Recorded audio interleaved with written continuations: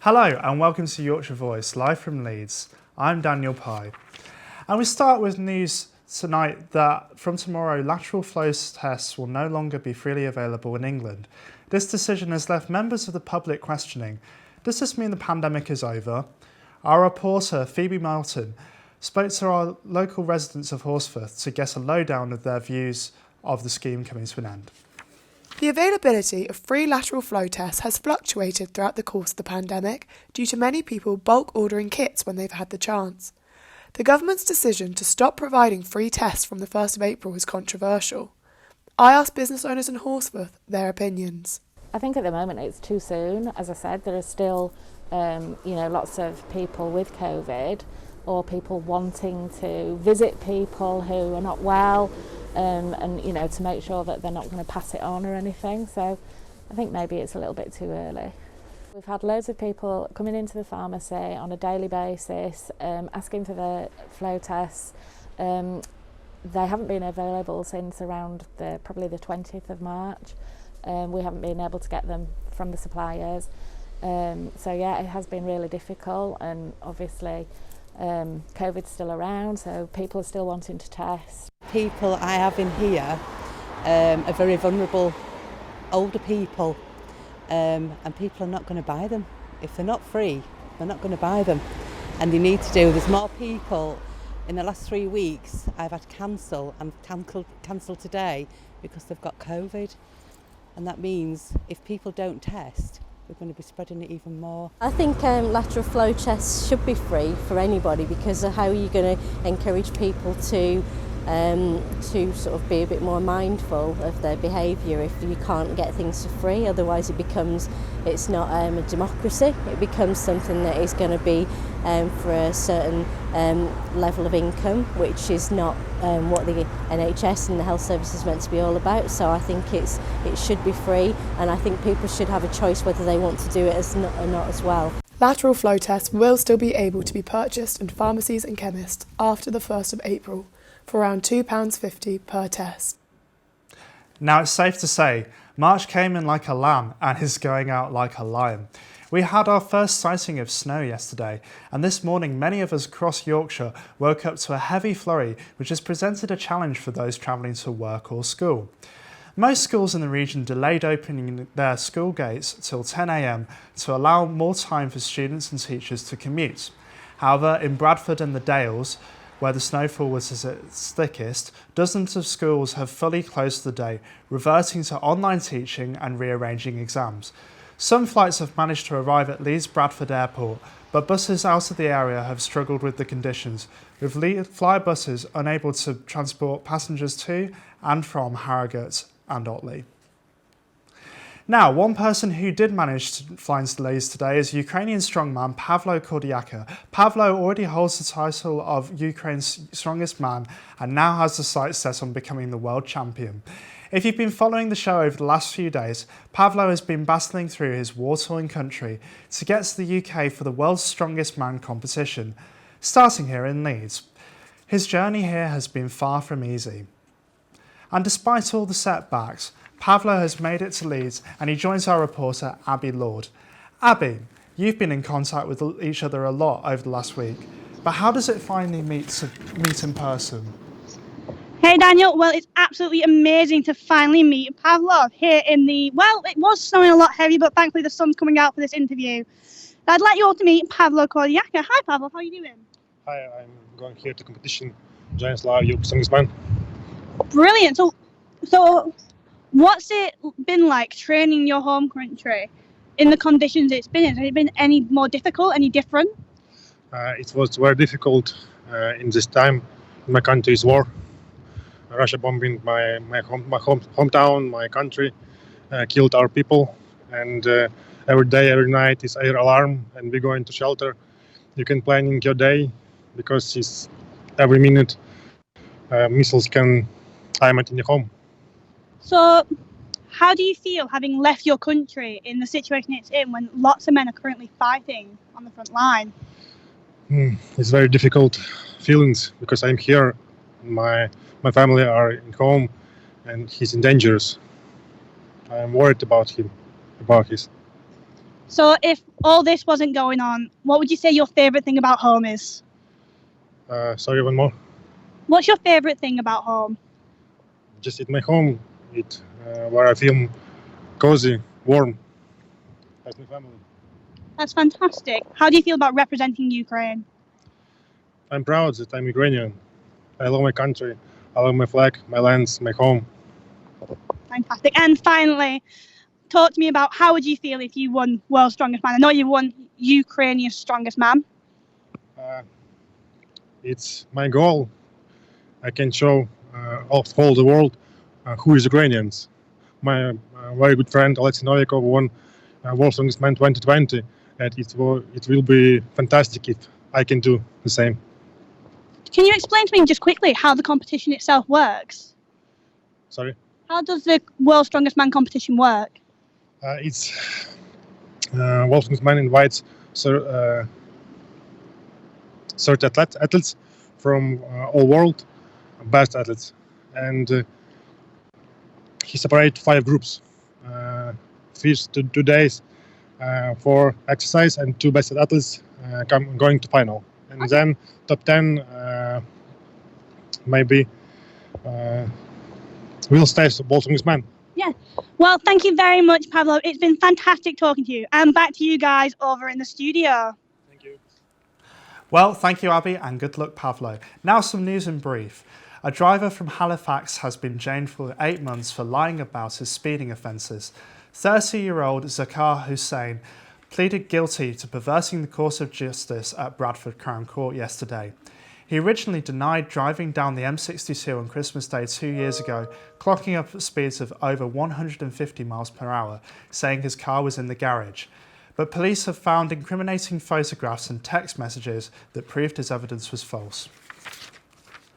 A drunk Leeds United fan who racially abused a steward at an FA Cup match against West Ham has been excluded from matches for 5 months.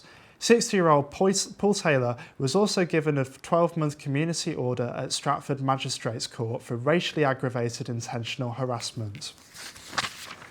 And that was your news in brief. Now over to our consumer update with Phoebe Morton. Phoebe, it's been a tricky time for many. Yes, Dan, the reality is starting to kick in about the price of energy going up.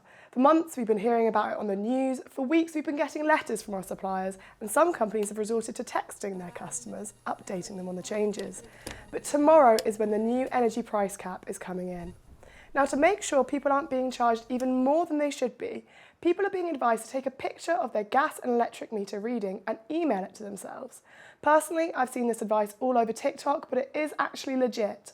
Money-saving expert Martin Lewis has said by doing this, people can know that all the energy used before that date should be charged at the cheaper rate and can test any bills which ask for too much.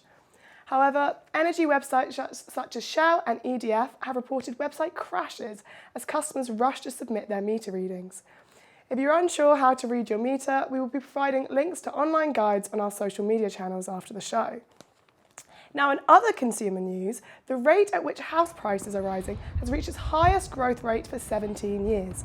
Yorkshire and the North West regions are set to see the UK's greatest house price growth over the next 5 years, according to Savills, the property retailer. I'm quite far from buying a house myself, but this is quite a roaring prospect. Over to you, Dan. Well, thank you, Phoebe. Looks like I'm going to be checking my meter tonight. Statistics from the House of Commons Library found that 1 in 10 adults in Leeds had a diagnosis of depression in 2020. This was particularly the case for people from deprived areas. A charity in Woodhouse has set up a men's conversation cafe to get men, often from low-income backgrounds, to talk to each other in a safe space. I went out earlier to interview the people behind the project. The pandemic has been a tough time for men that feel loneliness. Mark Knight, a PhD student, set up the Men's Conversation Cafe with funding from Leeds charity Oblong to get men to talk again. We didn't film the group as we wanted to protect the safe space. However, these seats are full of men from all corners and backgrounds of Leeds. We talked to one of the men from the group and the lead volunteer for Oblong. You mentioned you were a bit uncomfortable at first. At first I was. It is important for like people that are like, not too sure. Just like popping in, just having a conversation with, like meeting up with Matt today, has helped out a lot. He probably came with that idea because it was something he assumed as a man himself that people in the local community could benefit from.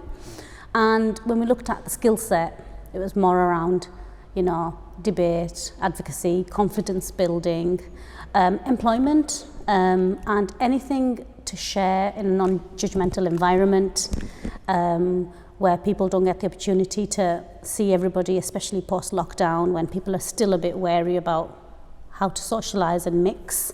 Loneliness is particularly prevalent in men from lower income backgrounds. The Office for National Statistics estimated that over 30% of adults from deprived areas experienced some form of depression in the first lockdown. Mark set up the cafe to run from 2 until 3 on Wednesday afternoons so that men that are currently unemployed will have something to go to in the middle of the week. Firstly, I think outside of the pub, a lot of men don't really get together and chat.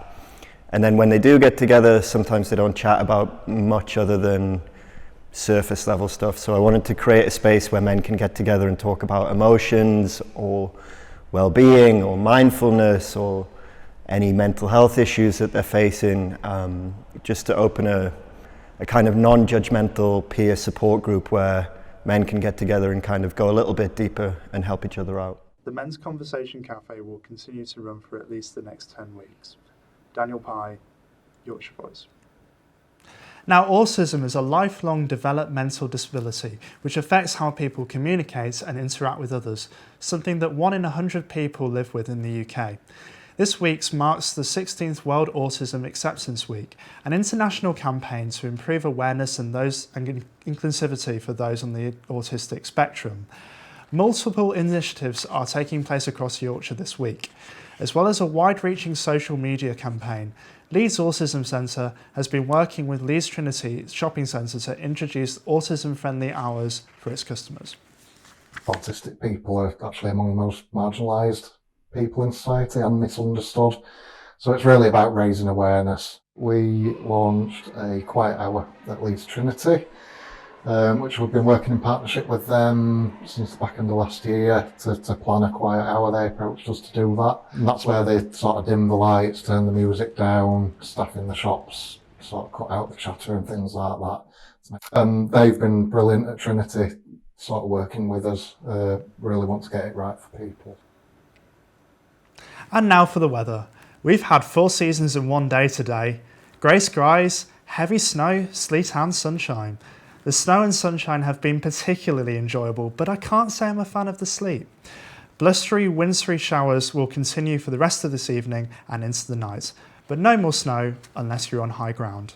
Tonight's minimum temperature will be 1 degree, so grab a hot water bottle and an extra blanket. Tomorrow is going to be a bright but chilly day with the maximum temperature at 8 degrees.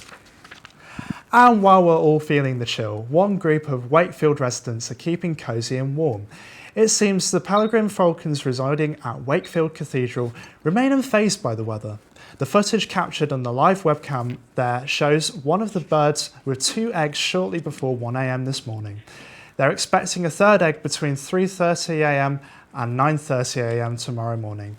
The peregrine falcons that you can see have nested at the cathedral in West Yorkshire since 2015, and you can watch the activities of the birds from the nest box via the live stream, which is available on YouTube. And that's all we have time for on this late afternoon Yorkshire Voice programme. Join us again tomorrow for our 1 o'clock updates and for our full programme at 4. If you have any stories, please get in touch with us here at Yorkshire Voice on all forms of social media. Tomorrow we'll have something about the tax rebate that's coming in and also about the 5-year anniversary of the Manchester Areaving bombing. Thank you for joining us and goodbye.